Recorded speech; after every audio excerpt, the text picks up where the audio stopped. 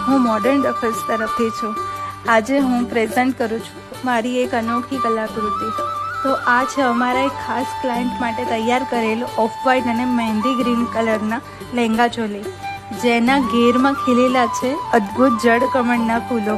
જાણે ધરતી પર ઉતરી આવ્યું હોય સ્વર્ગનું સૌંદર્ય, અને તેની ઉપર ખૂબ જ શોભી રહી છે ગોપાલની કથા કહેતી અને પવિત્રતાનું પ્રતીક એવી ગાયોની પેઇન્ટિંગ્સ।